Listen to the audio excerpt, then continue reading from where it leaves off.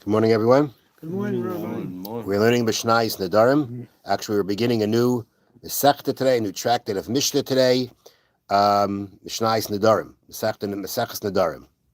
Now, a neder is what we translate in English as a vow.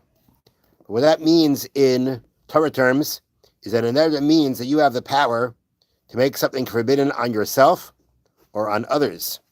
So, for instance, you have apples are permissible, but if you make a neder in which you say that apples are forbidden to you, they now become forbidden to you because the Torah gives the power for you, through your words, to make something forbidden on yourself. If you own an object and you want to make it forbidden on somebody else, you can do that also. If it's not your object, you can't make it forbidden on somebody else. If it's your object, you can make it forbidden on somebody else. If it's not your object, you can make it forbidden on yourself.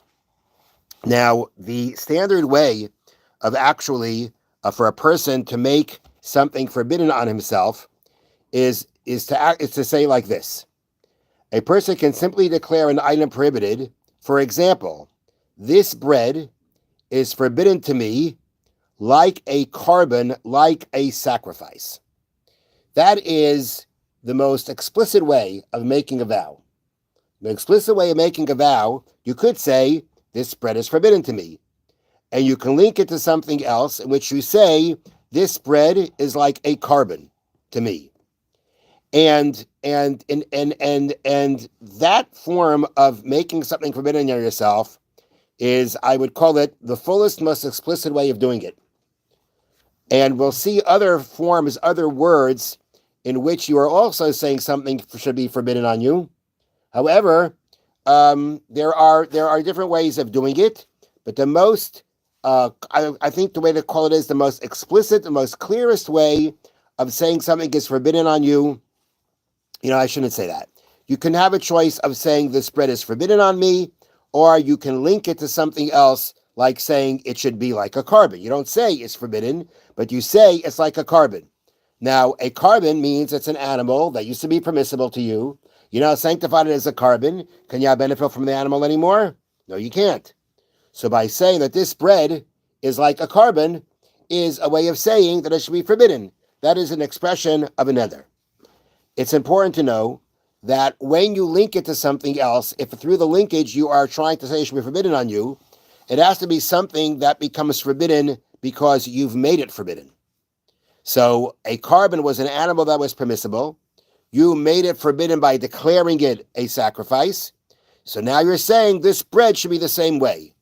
If you're to say this bread should be like lobster, which is forbidden anyway, you're not making it forbidden, that's not a vow.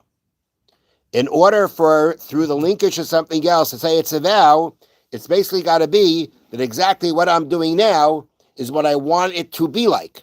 That what I want it to be like is something that I make it forbidden.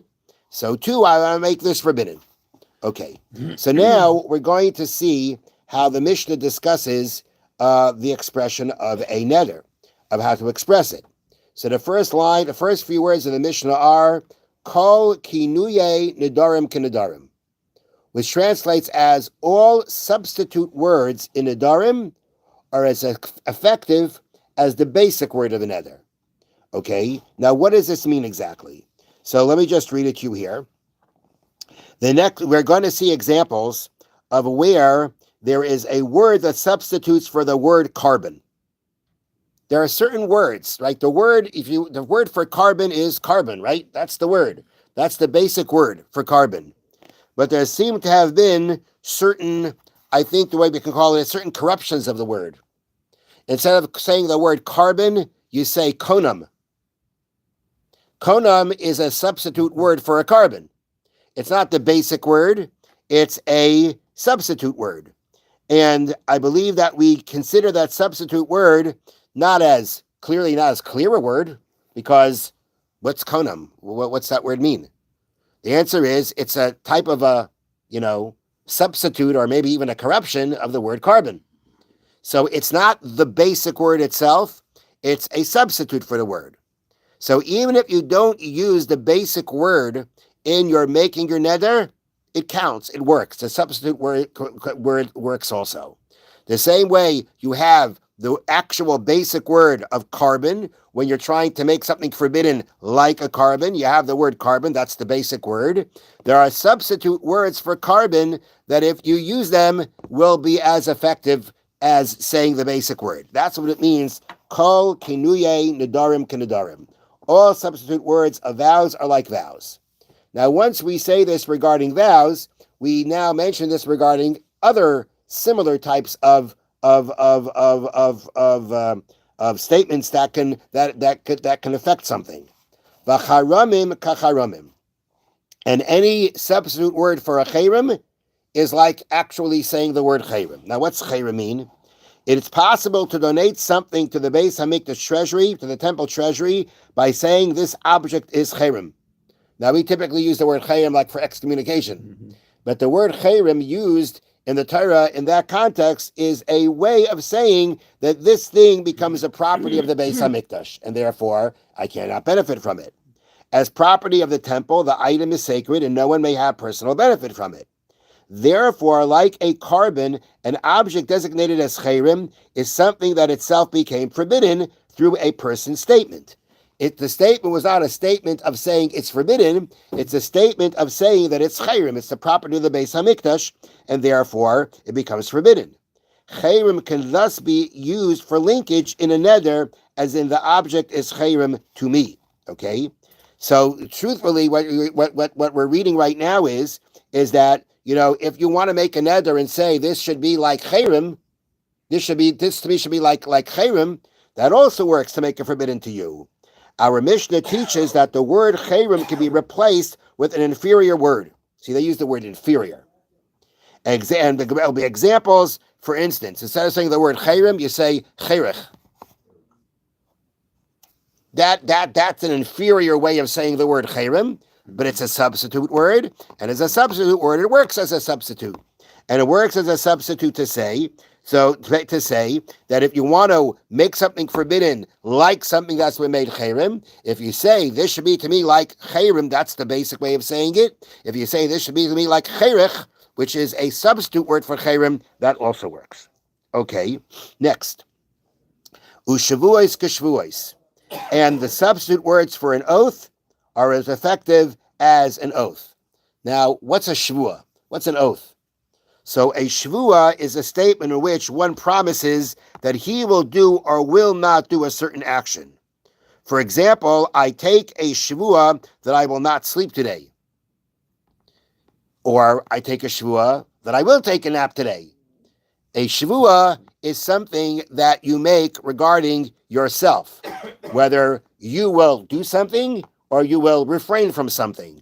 So in some ways, a shvua and a neder, what we call an oath and a vow, can be very similar, right? I can make an apple and say this apple is forbidden to me, or I can swear I will not eat apples.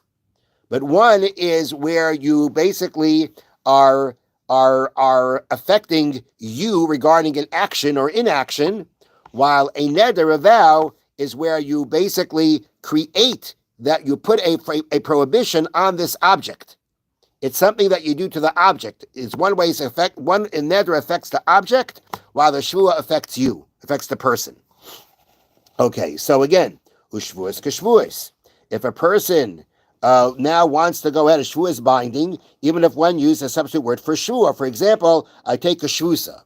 So in this case, we're not really talking about linking it to something. We're talking about making, and I think before, even by the chayrim, you want to actually say this should be chayrim. If you say this should be chayrich, it's going to work too. Here we're saying, if let's say instead of I take upon myself a shvua, you say I take a shvusa. Okay, that is again an inferior word for shvua, but it's a substitute word and it works. And therefore the Mishnah says that ushvuos k'shvuos, all substitute words of a shvua are as effective as a shvua.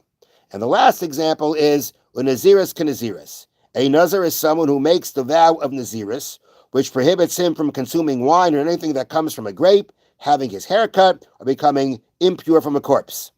One becomes a nazir. Now, how do you make yourself a nazir? Typically, you say, Hareini nazir, right? You say, I declare myself a nazir. Well, there is a substitute word for nazir too. For instance, and these will all be examples mentioned later in the Mishnayos, you say nazik instead of nazir. You say nazik. That's a substitute word for the word nazir, and that word will also be valid in order to make yourself into a nazir. So the whole first part of the Mishnah is telling us that whatever it is that you are declaring through speech, whatever law you're effecting through speech, whether it be a neder, cherem, shvua, or naziris, okay, in all those examples, there are the basic terminologies used for them, and then there are substitute words. The substitute words work to effect just as the basic words do. Have a wonderful day. Thank you, Rabbi.